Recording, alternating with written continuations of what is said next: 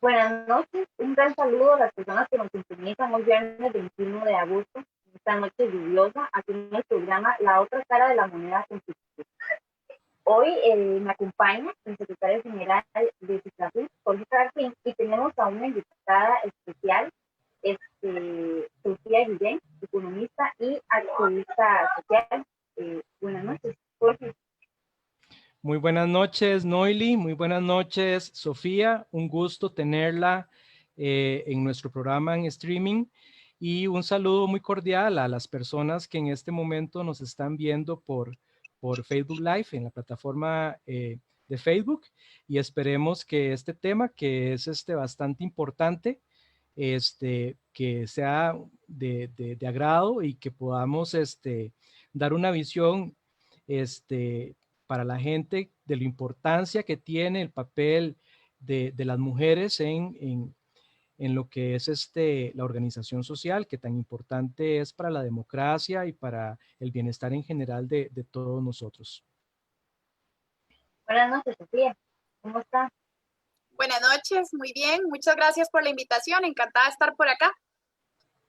No, usted más bien, gracias por aceptar la invitación y compartir con nosotros este tema tan importante, como decía Jorge, que es la participación de las mujeres en la organización del movimiento social costarricense. Para introducir este tema, Jorge, cuéntenos cómo fue la historia de Citrajuco, porque parte de la historia es por lo que hoy tenemos a Sofía y tenemos a este tema tan importante. Sí, este tema a mí me parece sumamente importante porque dentro de uno de los objetivos que hemos tenido en el sindicato ha sido precisamente incentivar la participación de las mujeres. Y no solamente lo hemos hecho como un objetivo, sino que también ha sido una realidad. Eh, Gracias a Dios, porque en realidad es que a mí me encanta ver la participación de las mujeres en este tipo de grupos de activismo social. Tenemos, por primera vez, logramos en nuestra junta directiva la paridad 50%. Tenemos 50% de directivas en la junta directiva del sindicato. Una cosa que a mí me enorgullece mucho decir siempre y donde siempre que se da la oportunidad, ya y lo recalco, es el hecho de que nuestra fundadora y primera secretaria general y única presidenta, porque no habíamos arreglado los estatutos para pasar de presidente a secretaria general, fue una mujer, la señora Ingrid Bermúdez, una gran trabajadora de las luchas sociales y una excelente funcionaria judicial. Entonces, mi idea con este tema de traerlo acá es incentivar a que las personas servidoras judiciales, no solamente hombres, sino que también las mujeres participen más. Las mujeres tienen características para este tipo de luchas que a veces los hombres no tenemos, y eso tengo que reconocerlo. Son personas con tienen cualidades, digamos, de más sentimiento, digamos, de tener más afinidad con ciertas causas, con ciertas luchas, ven lados que nosotros no vemos como por el tipo de educación y que nos ha inculcado la sociedad. Y para mí, ojalá que las muchachas y que están viendo y todas las mujeres del Poder Judicial que ven este programa o que lo van a llegar a ver, se entusiasmen y participen, ¿verdad? Ya sea con nosotros, con otro gremio. Hay mujeres en organizaciones no gubernamentales, en política es sumamente importante que participen, pero que sea masivo la participación femenina en este tipo de grupos y de activistas. Correcto. Entonces, es muy importante aceptar eso. La fundadora de Citrajú fue una mujer, que más adelante la tenemos en un programa. Sofía, desde su punto de vista, ¿cómo analiza la participación de las mujeres en las luchas sociales de Costa Rica? ¿Ha sido mucha, es poca, aún falta? Bueno, lo que sucede es que quizás habría que hablar de la lucha en la que efectivamente se ha reconocido la participación femenina, y también tendríamos que hablar de aquellas luchas en las que, aunque existe participación femenina, no necesariamente se reconoce y se visibiliza, ¿verdad? Durante muchísimas décadas, lo cierto es que los cargos de poder ciertamente se concentraron mayoritariamente en manos masculinas, y esta, por dicha, ha sido una evolución que como sociedad hemos ido teniendo, pero todavía falta muchísimo trabajo por hacer en materia de lograr mayor apertura y mayor participación efectiva, ¿verdad? Porque se trata de que las mujeres además participemos de puestos de poder, de puestos en donde se toman decisiones, no solamente como mandos medios o como funcionarias sujetas a rangos altos, sino que ciertamente podamos aspirar también a rangos directivos, gerenciales, de liderazgo. Nada de eso ha sido regalado. En realidad los avances que han existido son resultado de muchas décadas de luchas que han hecho mujeres de generaciones presentes y anteriores, a las que hay que reconocerles ese trabajo, porque imagínate si ahora es difícil en algunas áreas, cómo debe haber sido hace 50 años o hace 100 años, ¿verdad? Con una serie de cargas culturales, sociales, prejuicios que existían. De hecho, yo les traía aquí un fragmento de una cosita que quería mostrarles, porque cuando yo hablo de este tema siempre me gusta como recordar un poco las cosas contra las que hemos tenido que luchar en la historia, ¿verdad? Este es un fragmento de un libro maravilloso que escribió Yadira Calvo que se llama La aritmética del patriarcado, y Yadira Calvo hace una investigación muy seria en donde recopila una serie de documentación, por ejemplo, como esta. Vean qué interesante. Estamos hablando de que hace ya un buen tiempo, ¿verdad? Referencia al año 1880, los científicos de aquella época, en este caso un neurólogo y antropólogo francés, se sumaron a la idea de decir que básicamente las mujeres éramos más tontas que los hombres, ¿verdad? Es decir, la ciencia de hace 2 siglos, para que nos demos una idea de las cosas por las que hemos tenido que ir peleando las mujeres a través del tiempo. Hace 2 siglos, la ciencia decía que como el cráneo femenino medía menos centímetros que el masculino, teníamos menos capacidad intelectual. Y esa era una verdad reconocida y absoluta en ese momento. Entonces, cuando yo hablo de estos temas, siempre me gusta recordar que aquí hay mucha lucha que no necesariamente se visibiliza, de mucho sufrimiento, de mujeres que quisieron abrirse campo y tuvieron que hacerlo, por primera vez participar en atletismo, por primera vez participar oficialmente en aspectos científicos. Y el otro punto que quiero dejar sobre la mesa en esta primera pregunta es esto, que cuando hablamos de las mujeres no estamos hablando de una minoría, estamos hablando de la mitad de la población del planeta Tierra, ¿ok? Y estas son las proyecciones de la población femenina en Costa Rica.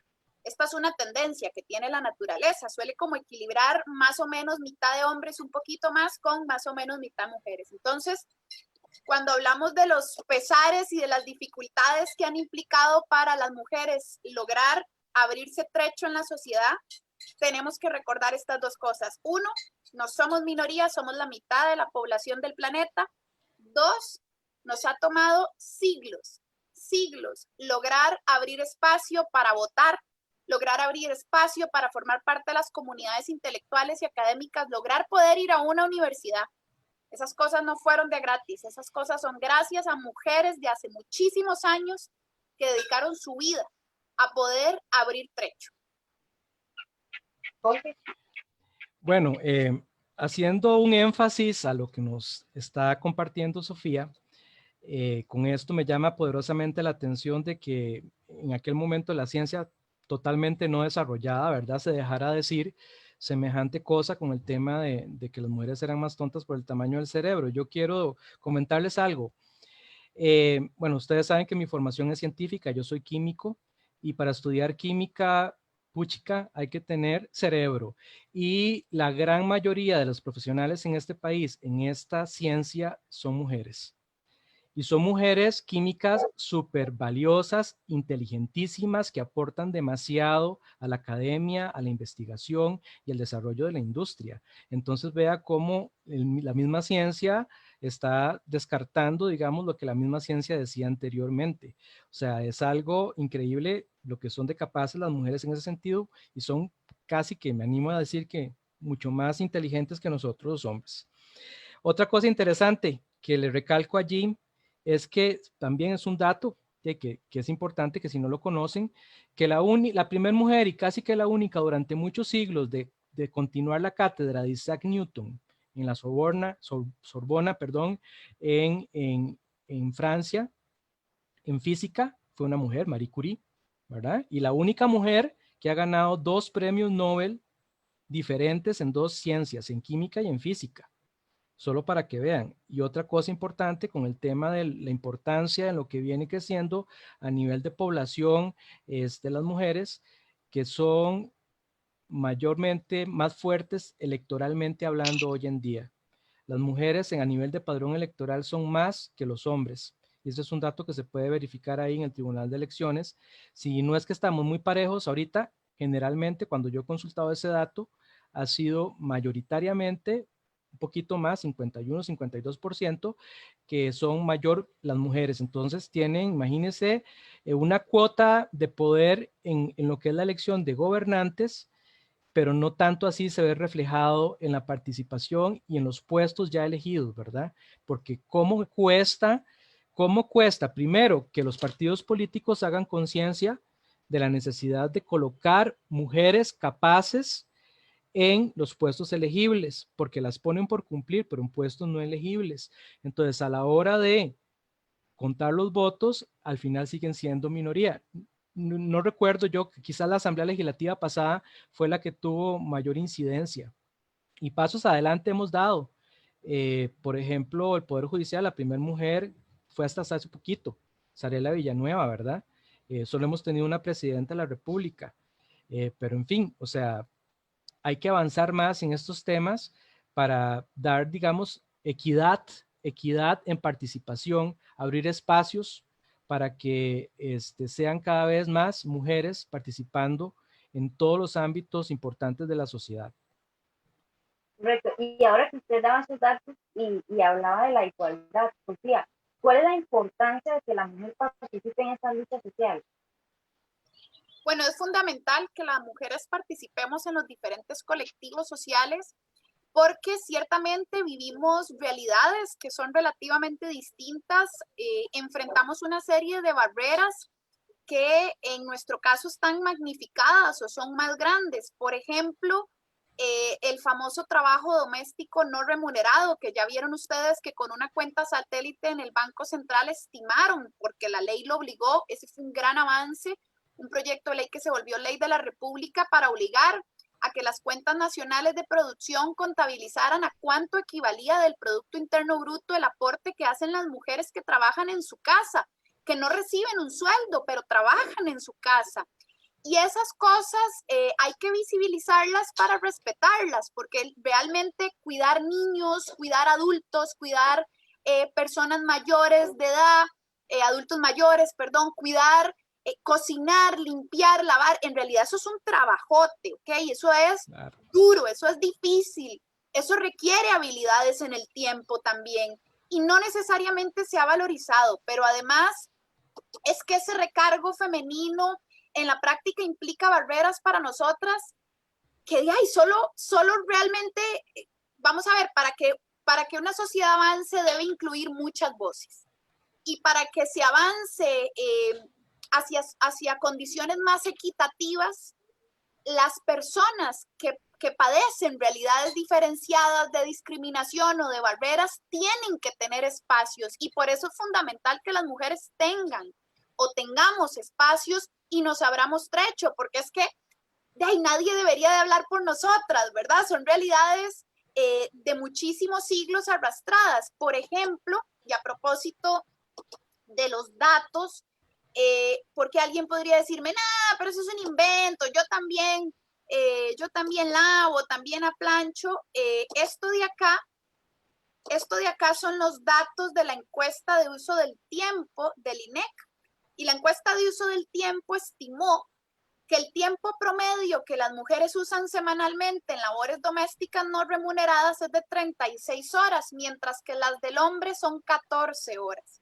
Eso significa que la mujer usa más del doble del tiempo en trabajo doméstico no remunerado, que no es lo suficientemente valorizado, pero que sí crea riqueza, ¿verdad? Porque el cuido crea riqueza. Alguien tiene que decir, cuando usted le da de comer a la familia, esa familia puede salir a estudiar o a trabajar gracias a que se alimentó bien, crea riqueza, pero no es bien reconocido.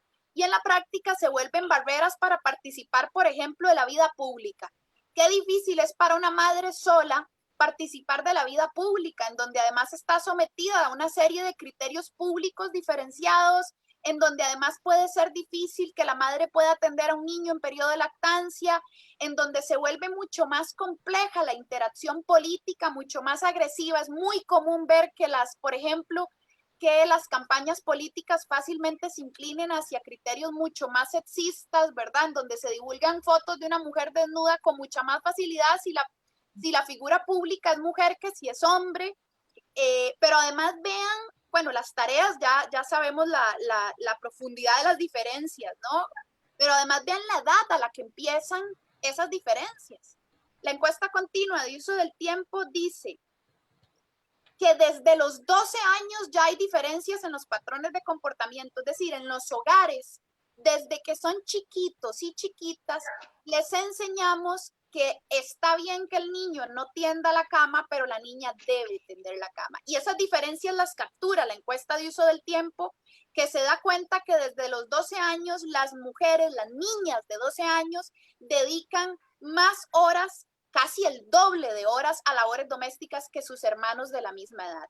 Desde esa edad ya les enseñamos que lo suyo es el ámbito privado, que lo suyo son las tareas domésticas, que lo suyo tiene que ver con una serie de comportamientos que en el tiempo hacen que otro tipo de habilidades no se puedan desarrollar o que en el tiempo crean diferencias muy grandes, por ejemplo, cuando tenés que conseguir también jornadas laborales y entonces tenés doble jornada laboral, la del trabajo doméstico que no te pagan, más la jornada laboral en la oficina o en el trabajo que haces. Entonces, una mujer que en realidad trabaja, por ejemplo, una mujer que trabaja en alguna tarea con salario, de ahí trabaja 8 horas en la oficina y llega a la casa a trabajar 4 horas más, cocinando, lavando, planchando y haciendo tareas con sus hijos. Es decir, la jornada laboral de esa mujer no es de 8 horas, es de mucho más, de 12, ¿verdad?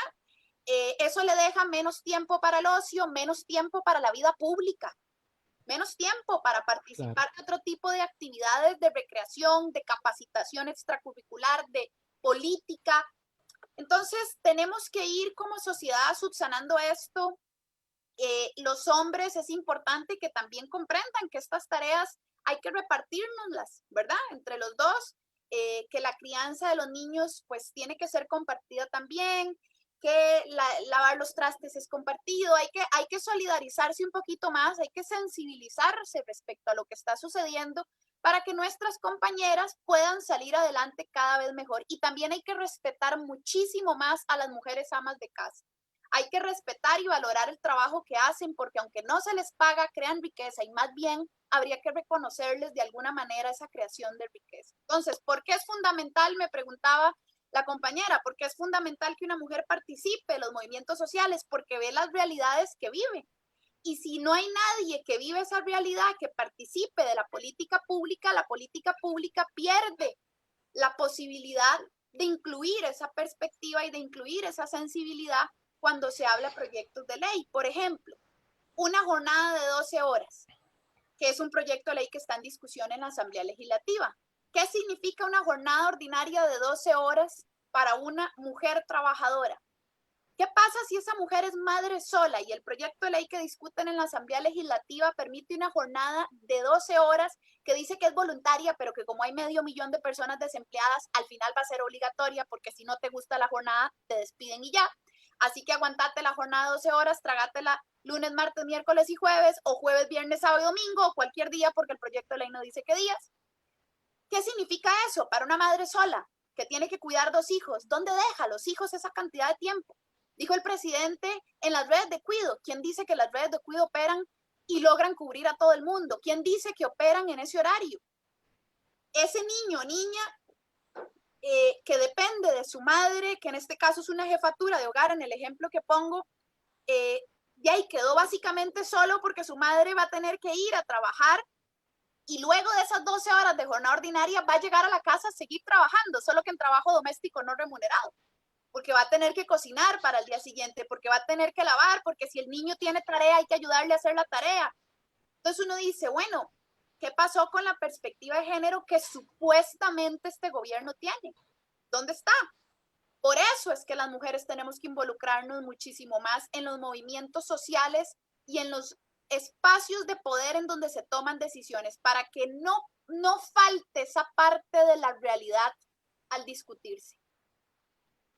Correcto, datos muy importantes que nos está compartiendo Sofía Guillén, que muchos a veces desconocemos y que son realmente necesarios para esa toma de decisiones. Hoy estamos tratando el tema participación de las mujeres en la organización del movimiento social costarricense. Sofía, ¿cómo ha sido este proceso? De hecho, usted nos hablaba que ha sido de siglos. ¿Cómo ha sido ese proceso para integrar a las mujeres en la sociedad o las luces que dan ellos en la sociedad? Se te cortó un poco, pero si entendí, me estás preguntando cómo es el proceso de la mujer en los movimientos. Correcto, ¿cómo ha sido ese proceso? Bueno, les decía yo al inicio que ha sido un proceso largo, tortuoso y muy complejo, luchado muchísimas veces por mujeres que en realidad no quedaron en la historia o no fueron reconocidas como tal, otras tantas que sí, pero muchas más que no. Y yo creo que en los últimos años ciertamente ha existido un intento de sensibilización que ha tomado mucho tiempo, que todavía nos falta mucho camino. Ya ven las diferencias que todavía tenemos en términos de jornadas de trabajo remunerado y no remunerado, que son diferencias palpables, ahí están, y eso cambia drásticamente la realidad de una persona y sus posibilidades de vida. Así que todavía falta mucho trecho. Pero bueno, en la Asamblea Legislativa, por ejemplo, ese proyecto de ley que les decía yo sobre las cuentas satélites para poder contabilizar la riqueza que produce una mujer desde el hogar, que eso nunca se incluyó en el Producto Interno Bruto, ¿verdad? Ni en el PIB, ni en las cuentas nacionales, que son otra cosa, porque es un conteo de producción, pero que en los números oficiales de conteos de producción, esa producción no se había contabilizado y por lo tanto no se entendía como riqueza, porque no había una remuneración a cambio a pesar de que produce riqueza. Yo creo que esos son avances importantes en términos de legislación. Dicho sea de paso, impulsados por sectores con mucha sensibilidad en esta tarea, pero también en la práctica por hombres y mujeres que comprenden la necesidad de que estos temas avancen. A mí me parece importante que se haya avanzado recientemente en la ley contra el acoso. Ya ven ustedes el caso de la chica que ayer andaba en bicicleta y algún baboso le toca un glúteo como si le perteneciera ese cuerpo, como si eso, digamos, eso es una falta de respeto y no importa si es, ¿verdad? No importa grupo étnico, nacionalidad, no, eso es una falta de respeto. Entonces, sí me parece que es correcto avanzar en esa dirección, pero yo creo que hay algo fundamental que tiene que ver con el hogar. Desde los hogares tenemos que modificar los patrones de crianza para que las diferencias no se vean desde los 12 años, para que el niño de 12 años entienda que lavar los platos también es cosa de él, no solo de su hermanita de 12 años. Y esos son patrones de crianza que tenemos que ir cambiando para que esa niña crezca mucho más libre, para que esa niña crezca sabiendo que esas tareas son compartidas, para que esa niña crezca con tiempo para estudiar, para dedicarse a otras cosas, que esa niña sepa que las matemáticas también son un mundo para ella, que no son solo masculinas las carreras. Todavía en las universidades públicas hay carreras, sobre todo de ingeniería, en la que uno escucha todavía docentes decir, mira, eso que estás haciendo, y eso es muy común porque yo que estuve en una uno lo escucha mucho gente que estudia este tipo de carreras. Una chica en ingeniería decía, mira, el profesor básicamente en media clase me dijo que para qué estaba aquí si ingeniería civil era de hombres. Esas cosas no pueden seguir pasando, tenemos que evolucionar como sociedad. Yo sé que no se hace la noche a la mañana, pero sí tienen que ir cambiando. Y en el aspecto puntual de los movimientos sociales en Costa Rica, en realidad el movimiento social no es homogéneo y toca muchísimas aristas, ¿verdad? Tenés movimientos colectivos feministas que tienen 30, 40 años de estar aquí operando y que, bueno, en buena hora, porque yo sé que aunque la opinión pública a veces las ve mal, en realidad de ahí esos sectores en gran parte son los que permiten que se avancen proyectos contra la ley como la ley contra el acoso o que se avancen otro tipo de cosas que son importantes y yo por lo tanto las respeto profundamente. Es más, a mí me parece extraordinario ver a un colectivo como Mujeres en Acción, un colectivo feminista en este momento de la pandemia, proponiendo, además de toda la agenda que tiene décadas de defender en materia de cierre de brechas de género, proponiendo también, por ejemplo, que el rico pague como rico y que el pobre pague como pobre y que los más ricos de acá pongan un 1% los grandes contribuyentes territoriales. Qué interesante, ¿verdad? Porque al final del día, si vos generas una sociedad más justa en términos económicos, estás haciéndole mejor vida a las mujeres que son jefas de hogar bajo la línea de la pobreza. Es decir, si logras una sociedad más equitativa en términos sociales y económicos, también estás logrando mejorar la vida de miles de mujeres, y por eso es que a mí a veces como que la agenda de gobierno me queda como con un sinsabor tremendo, porque se dicen defensores de la agenda de mujer, pero al mismo tiempo te aprueban un IVA a la canasta básica, que sin duda alguna es un golpazo para las mujeres bajo la línea de la pobreza. Pero ves que entonces hay como una evolución de diferentes sectores que yo me esperanza muchísimo. En el caso de los movimientos sindicales también han existido representaciones femeninas, incluso a la fecha, ¿verdad? Hay varios sindicatos que tienen representaciones femeninas en puestos de alto rango y de liderazgo.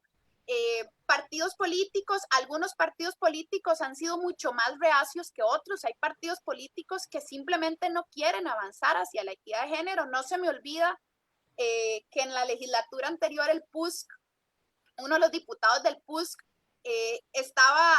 algo dijo en la Asamblea Legislativa, porque como que él lo que quería era que no hubiera como la regla de que tenía que haber hombre-mujer, que si podían cambiar. Una cosa así se dejó decir en una comisión.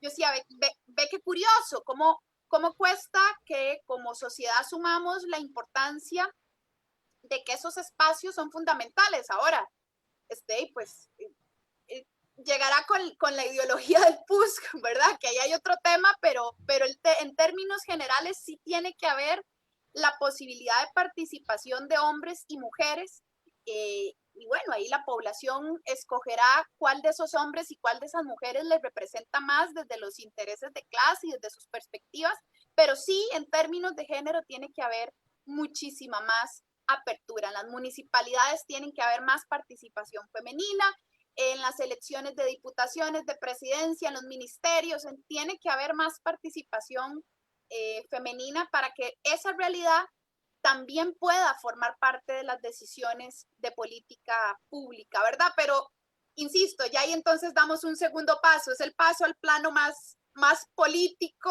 de decir, bueno, ok, hay que abrir el espacio a las mujeres, y lo que sigue es que como sociedad identifiquemos cuáles sectores nos representan más desde el plano ya de diferencias de clase. Pero lo cierto es que más allá de esa diferenciación sí tiene que haber participación masculina y femenina en las diferentes clases sociales. Totalmente de acuerdo con lo que indica la compañera Sofía. Yo quería aprovechar y tal vez preguntarle dentro de todo este conocimiento que usted tiene en los movimientos sociales, Sofía.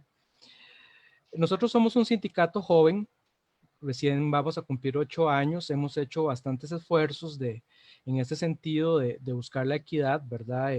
No solamente en el tema de involucrar a las mujeres, sino en todo lo que tiene que ver con el tema del quehacer diario de un sindicato, ¿verdad? Que es buscar mayor justicia social para la clase trabajadora y la gente en general. Le pregunto, a ver, ¿cómo podemos hacer nosotros desde la acción sindical para poder tratar de buscar los mecanismos de equilibrio que tanto necesita este país para poder conseguir esas metas y poder hacer real ese anhelo de que haya esa equidad o que nos superen a los hombres en esta cantidad de puestos en todos ámbitos de la sociedad? ¿Cómo cree usted que podemos nosotros colaborar, verdad? Sí, creo que hay dos maneras, hacia adentro de los sindicatos y hacia afuera de los sindicatos. Hacia adentro de los sindicatos creo que es muy importante reforzar mecanismos de participación efectiva de las mujeres, en donde sean espacios sanos en los que, por ejemplo, se aseguren que no exista ningún tipo de acoso de ninguna naturaleza, Eso es muy importante en cualquier organización, cualquier organización, una mujer tiene que sentirse cómoda, ¿verdad? Tiene que poder llegar a una reunión y saber que no va a haber un mae que te va a empezar a gritar y a subir el tono porque él cree que así es la única forma de discutir en el planeta. Eso a lo interno de las organizaciones, de cualquier organización, hay que pulirlo, hay que trabajarlo.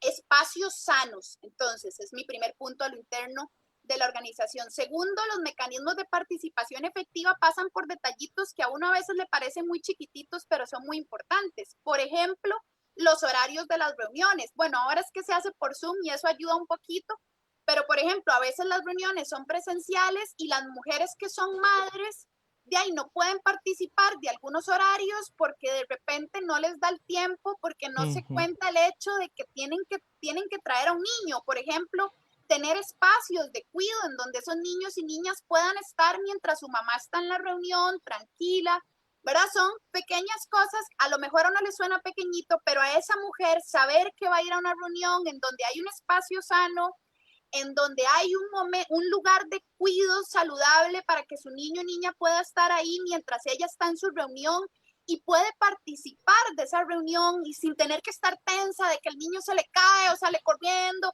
o que ya se tiene que ir porque es muy tarde. Entonces horarios que también sean accesibles para ellas. Entonces son como un montón de prácticas muy puntuales que no resuelven el mundo, pero que a esas mujeres que quieren participar de la vida de un movimiento social les permite o les da mucha más facilidad si se les contemplan ese tipo de cosas. Y hacia afuera, bueno, y desde luego hacia adentro, fundamental que elijamos a mujeres también, ¿verdad? Que existan mecanismos de paridad, por ejemplo, en las juntas directivas, que no es que va a forzar a que siempre haya que elegir a una mujer, no, así no funciona la paridad. La paridad es decir, bueno, mira, hay diferentes tipos de paridad horizontal y vertical, pero podrías, por ejemplo, hablar de decir, bueno, una junta directiva de 10 personas y el estatuto determina que tiene que buscarse la paridad, ¿verdad? Es decir, que al menos la mitad sea femenina, a menos que exista, ¿cómo se llama esto? Inopia, creo que es que se llama, una cosa así, pero en las organizaciones sociales siempre hay mujeres dispuestas a participar, por lo menos yo siempre he visto mujeres dispuestas a participar. Entonces, este tipo de acciones hacia adentro son muy importantes y hacia afuera creo que es fundamental también que los sectores sociales incluyan dentro de sus propuestas este tipo de análisis y este tipo de perspectivas, ¿verdad? Es decir, ya les daba yo el ejemplo de la jornada de 12 horas. ¿Qué significa para una mujer? Qué interesante sería que los diferentes sectores sociales incluyeran ese tipo de análisis cuando van a oponerse a un proyecto de ley o cuando van a proponer una propuesta de agenda legislativa o ejecutiva, ¿verdad? Que es decir, bueno, vean, diputados y diputadas, es que, por ejemplo, para las mujeres que trabajan en nuestro gremio, de ahí, según los datos que tenemos, sabemos que hay un porcentaje muy alto de madres que tienen que asumir su jefatura de hogar solas y este tipo de cosas van a implicar una discriminación en diferentes oficios y profesiones, y, ¿verdad? Ese tipo de cosas es muy importante porque incluso enriquecen el debate de una iniciativa. Lo enriquecen porque entonces tenés todavía más razones de peso en procura de la equidad. Porque una sociedad mejor es una sociedad en la que en la que no hay una desigualdad significativa de ingresos entre muy ricos y muy pobres, pero también una sociedad en la que las brechas de género son las mínimas posibles, ojalá cero, en donde hombres y mujeres podemos participar libremente, podemos caminar tranquilos, podemos meternos en la vida pública.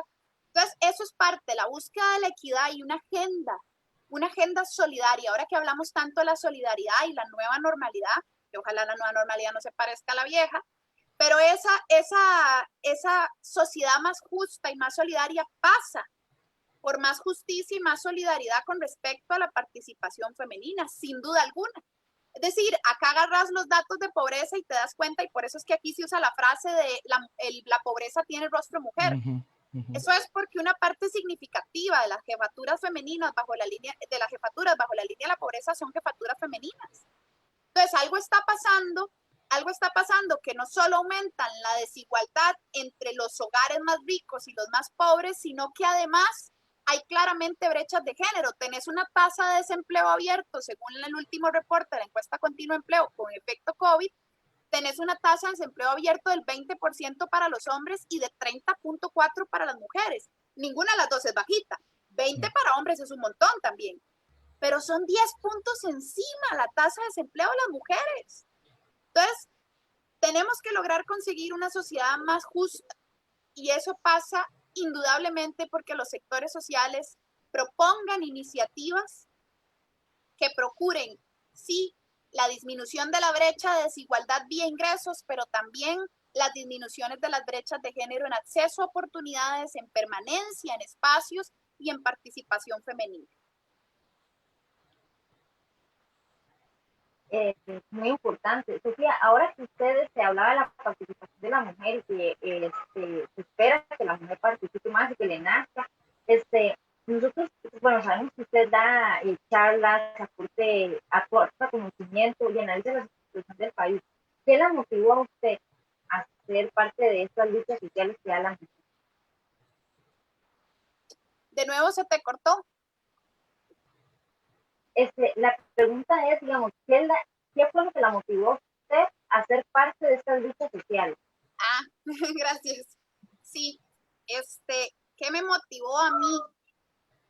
En realidad yo no es que busqué participar, ¿verdad? Sino que la vida de alguna forma me condujo a este tipo de participaciones, aunque ciertamente desde muy joven me he involucrado en distintos espacios.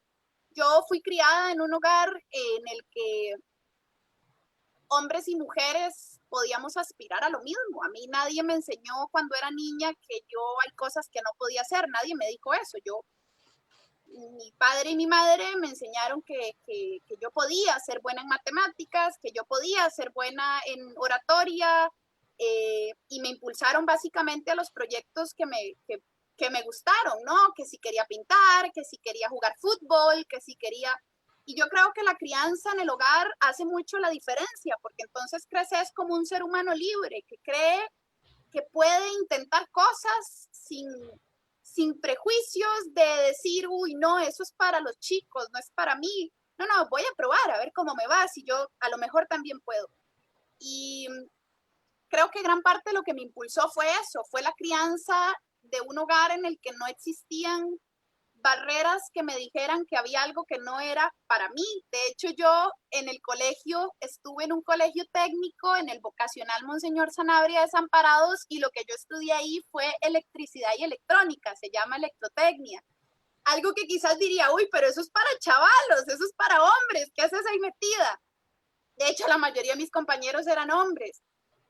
Pero bueno, a mí nadie me dijo que habían cosas que no eran para mí. Yo me fui metiendo, fui descubriendo mis habilidades y jamás lo hice sola tampoco. Hubo una familia y un estado social de derecho que también me lo permitió en la práctica, que me permitió tener educación de calidad en diferentes áreas. Y bueno, ya luego yo tomé la decisión de lo que realmente me apasionaba en la vida, que era la economía, y me metí a ese espacio que también suele ser entendido como una carrera mucho más masculinizada, aunque por dicha tuve muchas compañeras mujeres muy buenas y profesoras excelentes, profesoras mujeres muy buenas realmente. Y yo creo que eso fue lo que me fue motivando, que mi hogar jamás me dijo que habían cosas que no eran para mí.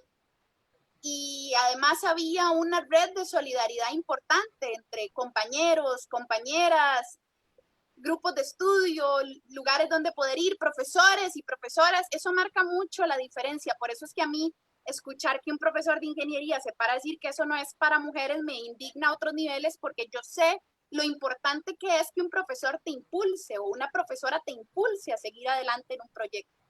Y esas cosas al final con los años, de ahí la van haciendo a una mujer que se atreve a cosas, a veces falla, a veces tiene éxito, pero que de alguna manera, pues, se manda al agua. Y yo creo que de eso se trata, de lanzarse al agua, de probar el tamaño de las alas que tenemos y de desarrollar habilidades, ¿verdad? Eso es muy importante, pero para eso se requiere hogares con patrones de crianza que no te impongan límites o barreras, y un Estado social de derecho y en general una sociedad que te impulse, que no te limite, que no te violente.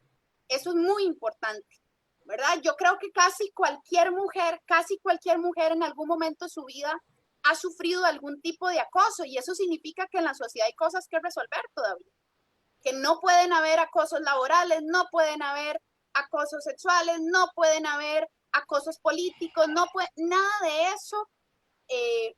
eso puede tolerarse en el largo plazo. Tenemos que lograr evolucionar hacia sociedades más justas. Esa es por lo menos mi aspiración. A lo mejor, yendo a tu pregunta de nuevo, a lo mejor el empujoncito inicial me lo dio mi familia, criándome dispuesta a participar y a vivir la vida, y el otro empujoncito me lo dio la realidad, porque la verdad es que hay cosas que tienen que mejorar, y ahí si uno no se involucra, pues solas no avanzan, ¿verdad? Entre todos tenemos que ir ahí echando el hombro, y para eso hay que involucrarse.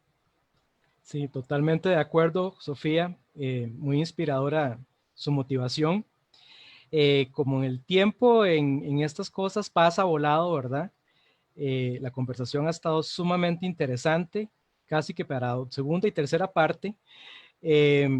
Quisiera, para ir cerrando y terminando, pedirle que un mensaje, por favor, para todas esas mujeres que trabajan a diario en el Poder Judicial, que son sumamente valiosas, que hay veces que no muestran esas capacidades, que pueden ayudar, que pueden hacer surgir, digamos, opiniones, opciones, proyectos, y para que se involucren, ya sea de parte con nosotros, ¿verdad? Que se afilien a nosotros, que trabajen cerca de nosotros por nuestros ideales, y para ir posicionando más esta idea de equidad entre género, ¿verdad?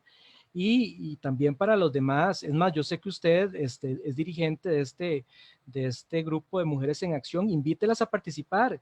Yo sé que usted necesita mujeres del Poder Judicial ahí involucradas también. Bueno, muchísimas gracias. Yo no soy, yo no formo parte de la dirección del grupo Mujeres en Acción, sino que más bien ellas me han invitado y yo encantada de ir. Pero sí, respeto muchísimo este tipo de organizaciones, y como vos decís, ciertamente me gustaría invitar a las mujeres que nos estén viendo a participar de la vida pública, de los debates, a involucrarse, a atreverse a emitir criterios siempre con fundamento, siempre con respeto, pero a lanzarse un poquito al agua. Y además, más allá de solo el plano individual, también es muy importante organizarse en términos colectivos, ¿verdad? Las conquistas históricas nunca se han logrado porque fulanita o sutanita hicieran tal cosa solas, sino porque aunque tal vez eran motores, seres humanos muy especiales, sí habían colectivos organizados, y eso es fundamental casi en cualquier aspecto, ¿verdad? El Código de Trabajo nace en gran parte resultado de pulsos sociales de muchísimas personas. El derecho al voto femenino nace también de un pulso social internacional, y con raíces también en cada uno de los países, de gente que se involucró, pero siempre este tipo de logros son resultado de muchas personas involucradas, organizadas, que se animan a lanzarse al agua, que se informan, que se forman y que no tienen miedo de participar. Aunque yo sé que ahí hayan distintos aspectos que a veces puedan hacer que una mujer tenga menos probabilidades de querer participar. Yo también ahí el llamado se lo hago a los compañeros, ¿verdad? A los hombres, de impulsar a la pareja que quiere estudiar en la UNED, que la chica no tenga que ir a escondidas a las clases. No, hay que impulsarla, hay que apoyarlas, llevarlas, traerlas, lo que necesiten, más bien a las mujeres. A las mujeres hay que darnos todas las oportunidades que se puedan, y nosotras de todos modos vamos a seguir jodiendo hasta el fin de los días para que nos den las oportunidades que nos corresponden. Sin duda. Noeli. Exacto, hay que seguir. Bueno, de esta manera llegamos al programa de hoy. Tocamos el tema de la participación de las mujeres en la organización del movimiento social costarricense. Le agradecemos a a la economista de activista social Sofía Guillén por participar y a Jorge Carpino. Sofía, muchas gracias por su participación. Gracias a ustedes por la invitación. Yo encantada, se me fue muy rápido el tiempo. Sí, se fue rapidísimo. Yo le agradezco mucho, Sofía, por el tiempito que nos regaló. Estuvo interesantísima la conversación. Sé que por la audiencia que hemos tenido, creo que es el tercer programa que tenemos y es el que más audiencia ha tenido. Entonces, estoy muy contento por eso. Le agradezco mucho por ayudarnos a crecer. Y gracias a todos y todas los que nos sintonizaron. El video va a quedar obviamente en nuestra página de Facebook. Síganos en nuestras redes sociales. Afíliense en Acitrajut. Trabajen junto a nosotros para lograr estos anhelos de poder tener una sociedad más, no igualitaria, porque tenemos diferencias. Las diferencias existen. Buscar los mecanismos de lograr esa equidad y de que nosotros podamos hacer crecer más esta sociedad en valores, en principios, en educación. Y cada vez estas brechas que hay entre géneros, entre trabajadores de privados, públicos, etcétera, que son brechas odiosas, vayan desapareciendo con el trabajo conjunto de cada uno de nosotros en estas organizaciones sociales. Los esperamos para la próxima edición, que va a ser, si Dios lo permite, el 4 de septiembre, que vamos a tener de invitada a una jueza de bastante renombre, muy valiente, la señora María Victoria Salas Ruiz. Ella va a estar conversando con nosotros sobre la importancia que tiene la independencia judicial en el desarrollo, en el mantenimiento de lo que es una democracia como la que nosotros tenemos, y que hay un peligro importante en estos últimos meses, tiempos, precisamente en ver cómo se ataca esa independencia judicial. De mi parte, un agradecimiento también a Noily por la producción, por la ayuda y el apoyo que nos da en estas producciones, y los esperamos la próxima edición. Muy buenas noches a todos y todas. Bueno. Chao, chao.